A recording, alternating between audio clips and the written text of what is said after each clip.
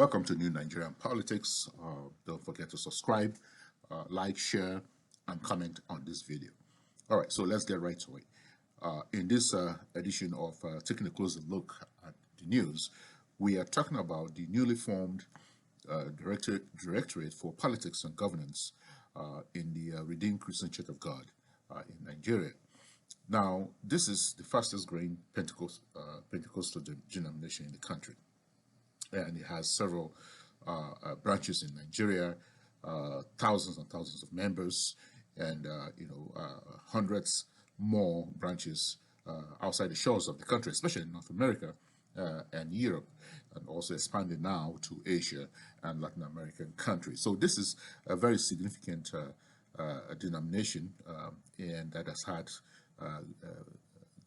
equally significant impact on the Nigerian population. Now, the formation of the Directorate for Politics and Governance, the recent formation is really giving some Nigerians a cause for concern that the church will be involved in politics, more or less.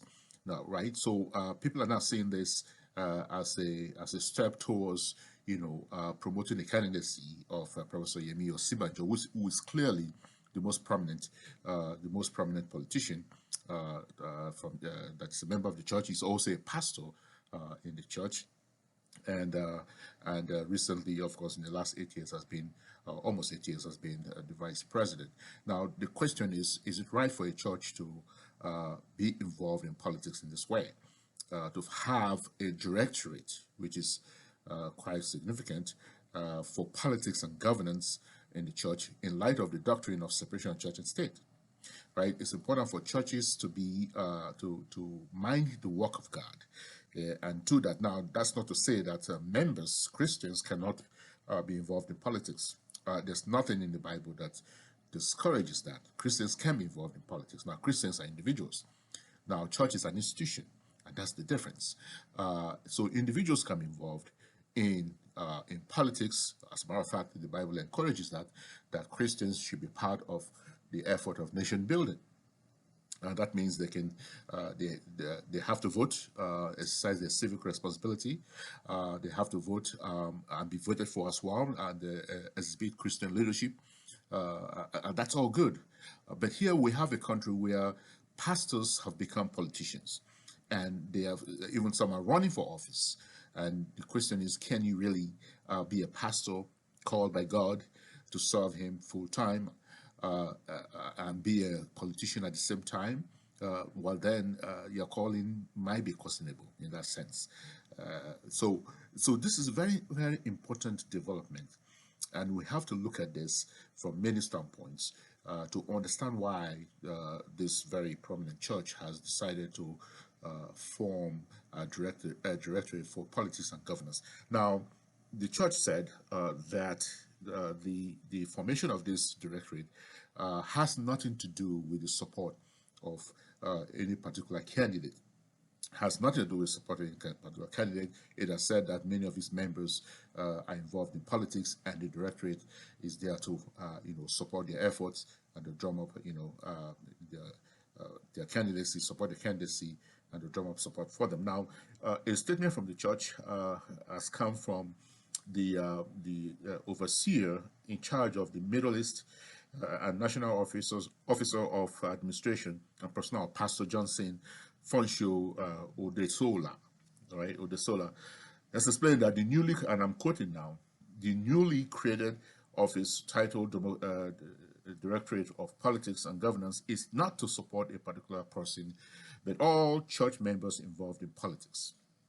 And it goes on to say, it is important to highlight that the operative words here are help coordinate the engagement of our people who are willing to be involved in politics, as well as mobilize support for them, right? Unquote. Now, the question is, why wasn't this formed 10 years ago? The members were there. Members were involved in politics 10 years ago. They were involved in politics 15 years ago. They were involved in politics 20 years ago. Why wasn't this directorate formed at that time? Why is it formed when Osinbajo is vice president and the term of the president is coming to an end, and there is an election coming up in 2023, and Osinbajo might be a candidate in that election. So why is it formed now? The timing is suspect. It's certainly suspect. And this is where Nigerians have questions. And this is where Nigerians also have concerns as to the involvement of a church of this caliber in the political process. Now, the statement goes on to say, we wish to state, and I quote, we wish to state that nowhere in the statement is it mentioned nor insinuated that a particular political aspirant is being referred to. As would be expected, the church has members that belong to several political parties but will not itself get into partisan issues, unquote. And now again, the question is, all of these have been present in the church before now. The church has had members in politics before now, and the church has been aware of the political environment before now. So why the formation of the Directorate? Now that question has to be answered satisfactorily to assuage, this suspicion that this is really to support the candidacy of Vice President Yemi Osinbajo. Now there is another challenge here, because Bola Tinubu is also eyeing the presidency, and his wife is a member of the church. Now this could create conflict. This could be very highly contentious, in the sense that you might be supporting one person over the other, because now of the two men, right, Osinbajo is the one in office, and Osinbajo is the one that is a heartbeat away from the presidency. And Osinbajo naturally is the one that will aspire to replace his boss. And so the tendency then is to support this candidate over anyone else that is not in office right now. Anyone, and just not in office, but not in the vice presidency, which is, again, like I said, it's a heartbeat away from the presidency. So this is a very, very significant development. And there have been many comments and chatters on social media saying that this is really geared towards supporting the vice president's candidacy and nothing more, etc. Now, should the church be involved in politics? Now, the church, of course, has a role in society, and the church must set an example, a Christ-like example.